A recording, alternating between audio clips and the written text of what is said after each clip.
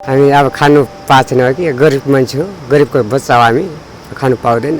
साग सिस्नुको भरमा बाआमाले पालेको त्यस्तै हो, के गर्नु र। के खानुहुन्छ नि यतातिर? यतातिर अहिले 6 महिना निकाल 6 महिना सकाल त्यस्तै हो। 6 महिनासम्म राम्रोसँग खानु पाइन्छ। त्यो 6 महिना गुल्टेपछि फेरि त्यो साग सिस्नु ताकि साग खाने त्यस्तो। 6 महिना अनिकाल अनि 6 महिना सहकालमा जीवन निर्वाह गर्ने, त्यो पनि एकदमै दयनीय तरिकाले हो। आज हाम्रो यात्रा चितवन जिल्लाको राप्ती नगरपालिका वडा नम्बर 13 को चेपाङ बस्तीमा तय हुँदैछ।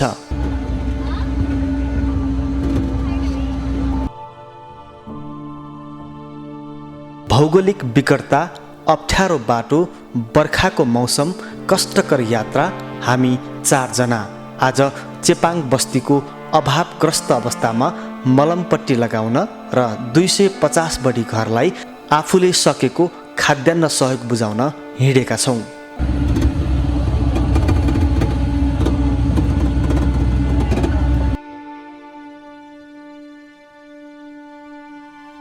सहकर्मी साथी भास्कर श्रेष्ठ, गायक किरण भुजेल, गायिका एलिना चौहान अनि साथमा म प्रेमराज लामिछाने चितवनको भण्डाराबाट हामी अघिल्लो दिन नै चेपाङ बस्ती पुग्ने हिसाबले त्यहाँबाट हिँड्छौँ। जानु पूर्व हामीले त्यहाँका चेपाङ बस्तीको लागि आवश्यक पर्ने खाद्यान्न सामग्री भण्डारा स्थित मास्केट डिपार्टमेन्टमा अर्को दिन पठाइदिने हिसाबले त्यहाँबाट सबै सामानको जोहो गर्छौँ र हामी चेपाङ बस्तीतर्फ लाग्छौँ। नगरपालिका भए पनि सबै खालका गाडी त्यहाँ जान असम्भव थियो। त्यहाँ पुग्ने भनेकै 4 चक्के सामान बोक्ने बोलेरो गाडी मात्रै थियो। गाडीमा सिट हुने कुरै भएन। पछाडिको ट्रलीमा कोही उभिएर त कोही बसेर खुल्ला आकाश चिहाउँदै कच्ची बाटोमा हिलाम्मे धुलाम्मे हुँदै अगाडि बढ्यौँ। कठिन र सकसपूर्ण, मन नै झसङ्ग हुने डरलाग्दो भिर पखेराको बाटो बिस्तारै बिस्तारै यात्रा अगाडि बढाइयो। हामी अघिल्लो दिन जानुको कारण त्यहाँका मानिससँग समय बिताउन चाहन्थ्यौँ। त्यहाँको सम्पूर्ण यथार्थ जनजीवन बुझ्न चाहन्थ्यौँ। उनीहरूको जीवन कसरी चल्दो रहेछ उनीहरूसँगै बसेर अनुभव गर्न चाहन्थ्यौँ। त्यही अनुरूप हामी बेलुका पख ताङराङ भन्ने ठाउँमा बल्ल तल पुग्यौँ। हामी त्यहाँ पुग्दा बेलुका भइसकेको थियो। वरिपरि पहाड, तल फेदीमा हामी पुग्यौँ।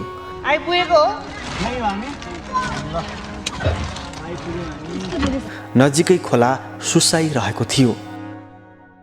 जहाँ सुसाइरहेको खोलाको बस्तीमा लगभग 3-4 घर मात्र देखिन्थ्यो। तिनै मध्ये एउटा घरमा हामीलाई बास बस्ने व्यवस्था मिलाइएको थियो। बच्चा जन्माउन नसकेर पनि अकालमै जानेहरू पनि छन्। थाहा छ त्यसको बाटो यस्तो छ, एम्बुलेन्स पनि आउँदैन, बोकेर भन्दासम्म पुर्याउँदैन। यो जुनबाट मान्छे खस्यो भने मर्ने अब तत्कालै सेवा छैन। हामी बिहान उठ्न साथ टाढा टाढाबाट मानिसहरू आइसकेका रहेछन् र कतिपय आउँदै गरेका थिए। खाद्यान्न कहाँसम्म आइपुग्यो त्यो त परको कुरा हो।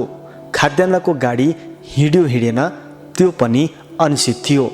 एकातर्फ गाउँलेको उपस्थिति बाक्लो हुँदै गर्दा अर्कोतर्फ हामी 4 जना एकअर्कालाई टुलु टुलु हेर्दै निदौरो मुख लगाइरहेका थियौँ।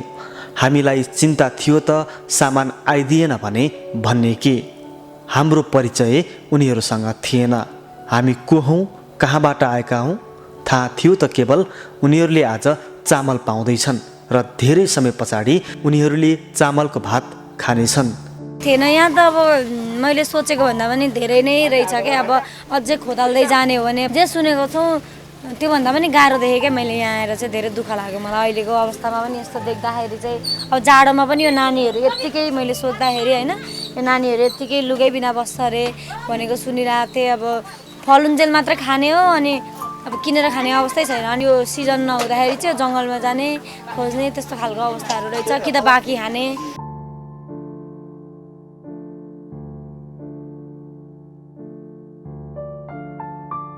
पानी रोकिने कोही नाम निशान नदेखिनुसँगै उपस्थित मध्ये धेरैको निराशपूर्ण अभिव्यक्ति सुनिन्थ्यो। कतै गाडी आउँदैन कि, बर्खेउली झरी दर्किरहेको थियो। यसबीचमा हामीले त्यहाँ गाउँलेहरूसँग धेरै बेर कुराकानीहरू गऱ्यौँ।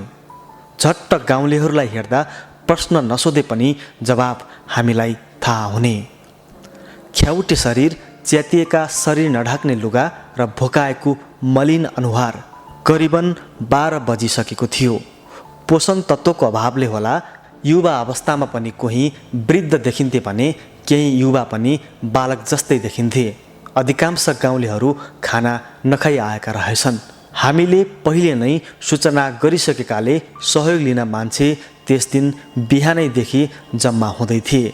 उकालो ओह्रालो झरी परेको बेला बर्साती ओढेर 4-5 घन्टासम्म हिँडेर कोही काखमा नानी च्यापेर त कोही 70-80 वर्षका वृद्ध खाली खुट्टामा अनि कोही बालबच्चा माथि डाँडाबाट आउँदै थिए। शरीरमा लुगा छुत्रा देखिए पनि अनुहारमा खुसीका रेखाहरू पलाउँदै थिए।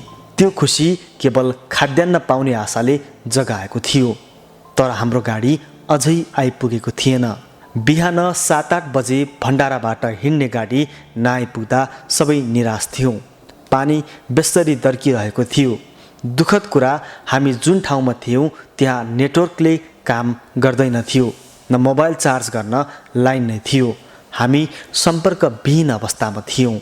हामीलाई समेत घर परिवारले सम्पर्क गर्न नसक्दा परिवार पनि चिन्तित भएको कुरा पछि चितवन फर्केर सम्पर्क गर्दा थाहा पाइयो। पानी बेसरी परेकाले बाटो खराब भएपछि हाम्रो गाडीलाई त्यहाँ आउन निकै मुस्किल भएको पछि थाहा पायौँ। करिब 1-1.5 बजेतिर गाडीको लस्कर परबाट आइरहेको देख्यौँ अनि हर्षित भयौँ। गाडी आउँदै गरेको देखेपछि सबैजना खुसी भए। काखमा सानो बच्चा लिएर धेरै आएका थिए। बुढा मान्छे, सुत्केरी महिला अनि बालबच्चा धेरैजना थिए। चेपाङ बस्तीका ती मानिसहरूको गाँस भनेकै भएको बेला त्यही मकै, खोले, फाँडो र कहिलेकाहीँ कहीँबाट आयो भने चामल अनि नहुने बेला जङ्गलबाट गिट्ठा भ्याकुर खाँदो रहेछन्।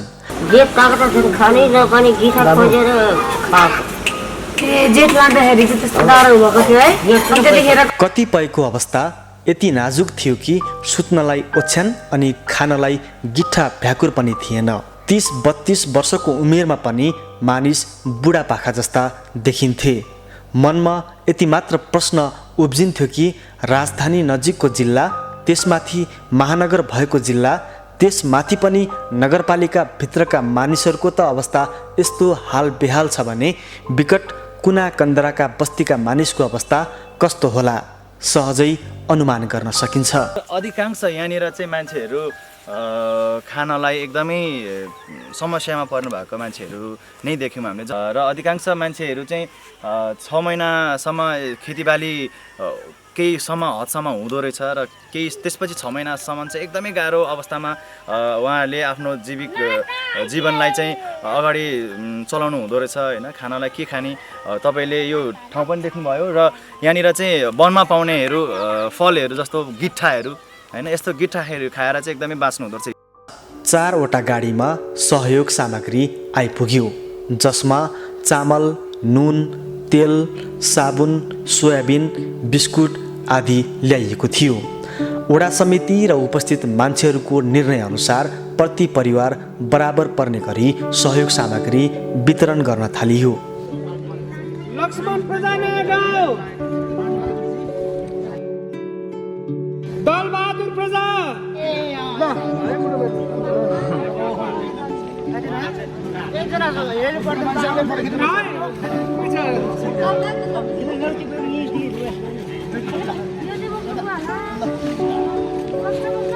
देवीलाल प्रजा कान्द्राङ,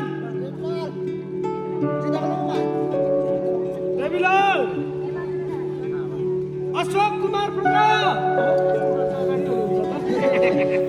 यसै क्रममा खाद्यान्न बोक्दै गर्दा एकजना दिदीलाई सामान बोक्न गाह्रो होला, बच्चा किन ल्याउनु भएको भन्ने प्रश्न गर्दा उहाँको जवाफले मनै रुवायो। सानो बाबु चामल बाँड्ने मान्छे कस्ता हुँदा रहेछन् भनेर हेर्न आएको रे। यो सुन्दा हामीलाई संसारमा मानव सेवा नै सबैभन्दा पुण्य कर्म भएको आभास गरायो र सेवामा समर्पित हुन अझै बढी प्रेरित गरायो। सहयोग लिन धेरै टाढा टाढाबाट गाउँलेहरू आएका रहेछन्। सहयोग लिएर फर्किने क्रममा एकजना बुवाले डाँडामाथिको घर देखाउँदै भन्दै हुनुहुन्थ्यो, यति बेला भइसक्यो, खै राति 10-11 बजे पुगिन्छ कि।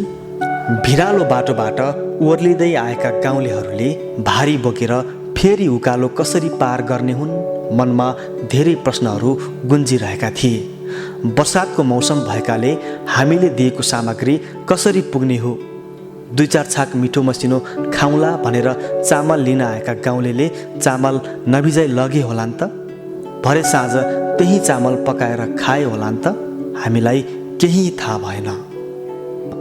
गरिबी तथा अभावमा पनि सबै बाँच्न सक्नुपर्छ भन्ने अति उत्तम भावनाले प्रेरित सरल चेपाङ मानवहरू अत्यन्तै संयम, सहनशील र आपसी सहयोग र सद्भावमा रहेका छन् भन्ने कुरा स्पष्ट हुने गरी उनीहरू लामबद्ध तरिकाले नहटबडाई पालै पालो आफ्नो भागमा परेको सामग्रीहरू बोकेर घरतर्फ फर्किरहेका थिए।